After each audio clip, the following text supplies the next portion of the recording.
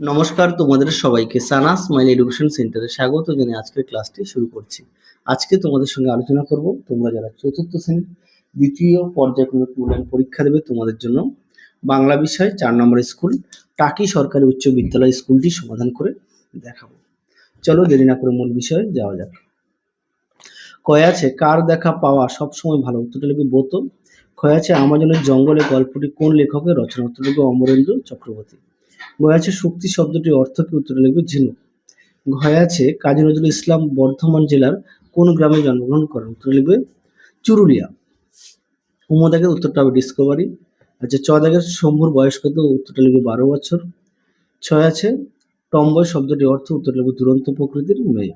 নাও শব্দটির অর্থ কি, উত্তরে লিখবে নৌকা। 2 দাগে দেখো আমি সাগর পাড়ি দেব কবিতাটি কবির নাম সহ প্রথম 12 লাইন মুখস্থ লেখো। এই প্রশ্নের উত্তরটি তোমরা পাঠ্য বইতে 64 পেজে পেয়ে যাবে। পরবর্তী প্রশ্ন দেখো শূন্যস্থান পূরণ। কয় আছে স্কট 1868 সালে 5ই জুন সালে জন্মগ্রহণ করেন। ক্ষয় আছে প্রত্যেক তাঁবুর উপর একটা করে পতাকা গুজে রাখা হল। গয় আছে বুড়ো দাদু অসার অচেতন হয়ে পড়ে থাকে। ক্ষয় আছে দূরে দূরে খান কতক মনসা ঝোপ।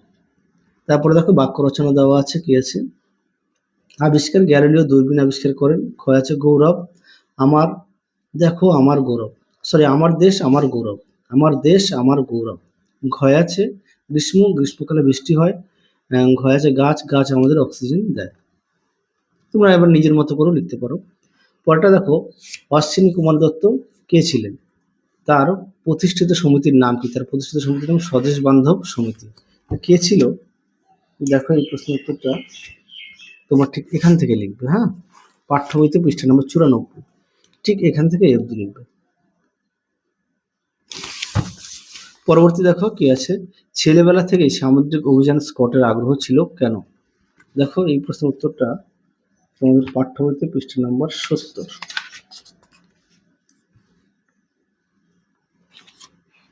উত্তরটা এখান থেকে এই অবধি লিখবে।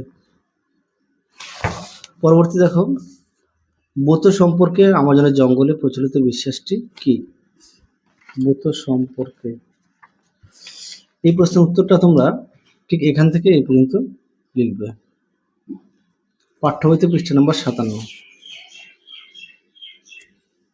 পরবর্তী দেখো কি আছে নিম্নলিখিত শব্দগুলির লিঙ্গ পরিবর্তন করো।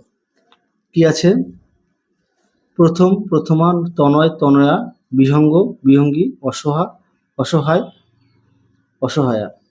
সাথে দেখো শব্দগুলির সন্ধি বিচ্ছেদ করো। কি আছে বিবেকানন্দ বিবেকযুক্ত আনন্দ, অপেক্ষা অপযুক্ত ইচ্ছা, মরুদ্যান মরুযুক্ত উদ্যান, শারদোৎসব শারদযুক্ত উৎসব। তাহলে চলো আজকের মতো এখানেই সমাপ্ত করছি।